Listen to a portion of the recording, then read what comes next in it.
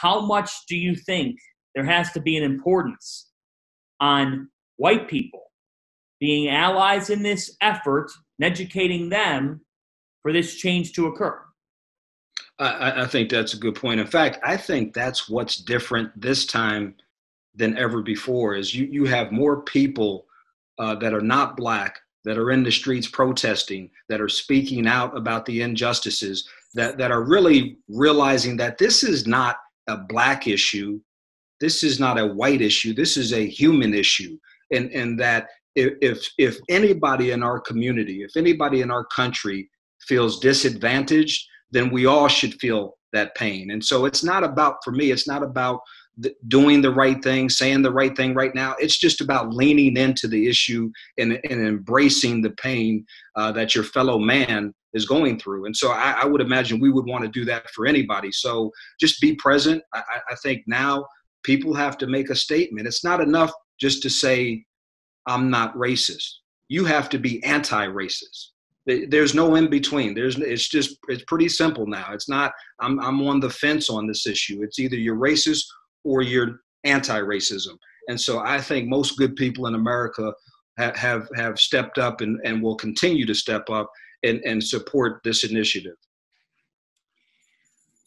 Being in Washington, D.C., you talked about Georgetown University, but obviously things get magnified in that area, and you talked a little bit about voter education. Can you reflect a little bit on the fact that it isn't just about voting, but there's an awareness and programming around that can be done across the country with college student athletes in particular?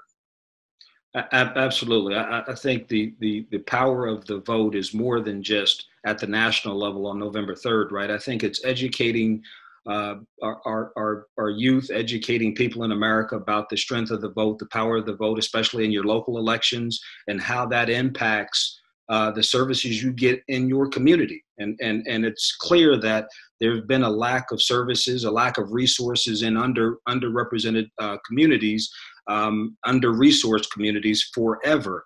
And that is one way in which you can change that, is you have to be educated around it. So the voter suppression that's going on, what happened in Georgia a couple of weeks ago in terms of voter suppression, all of those things are critical for, number one, us to understand, and then number two, realize that we have the power through education and through action to actually change those types of things. But there's so many things that, again, it won't be just November 3rd. It's leading up to November 3rd, and it's getting people registered, right? Understanding what that means, whether it's absentee or actually going to the ballot box that day. It's educating around all of the elections that go on, local and national elections. And again, it's around suppression. And so I think we'll make some significant headway there. We're partnering with RISE, which is the Ross Initiative for Sport and Equality.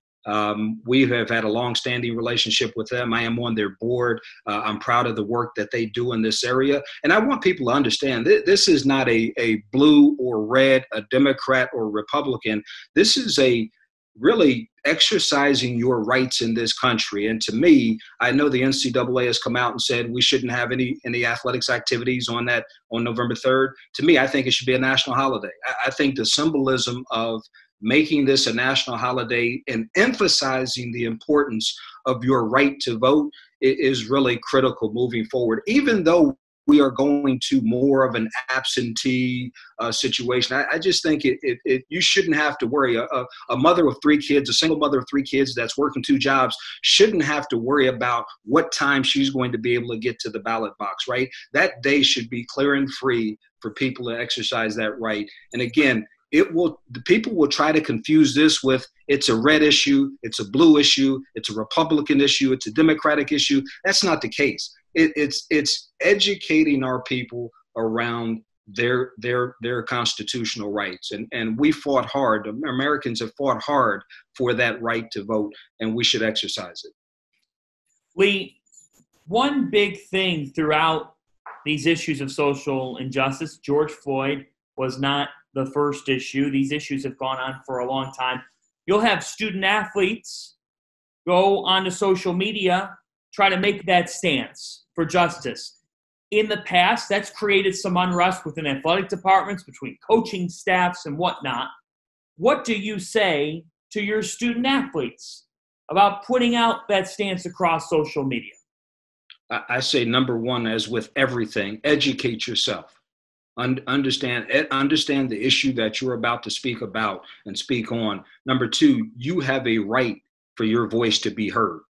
You absolutely have a right for your voice to be heard. And no institution, no association, no organization should stand in your way to express yourself in terms of that. And that's what I've told our Black student athletes. If they want to protest, then they should protest. They should understand the issue, and they should protest in a way that keeps them safe, because I care about them and their health and well-being. But beyond that, they have the absolute right to protest. It's their constitutional right to protest. And so whether it's on social media or they're downtown Washington, D.C., or wherever they may live, and they're participating in protests, we support them in that effort. And again, we work at a place, Georgetown University, that's been for that forever.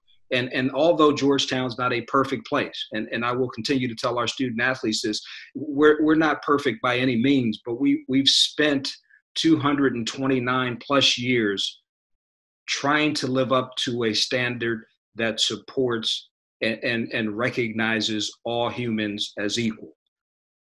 And so that's who we are. And so for us, it's just a matter of making sure we can reflect that every day. But it's a high standard to live up to, and we haven't been perfect, right? I work at a university that sold 292 slaves to stay in business. Sold 292 human beings to stay in business. But while that is a black mark, so to speak, on our history, I was extremely proud with how our university stepped into that and embraced that, and has tried to make change and make amends for that. And so that's what we have to continue to do. And people have to speak out. Our student athletes have to be willing to speak out. They have power. I've told our student athletes, their generation will change this country, and they're starting to do that. Their generation will be the generation that breaks through and brings significant change to our country, and they should really take advantage of that.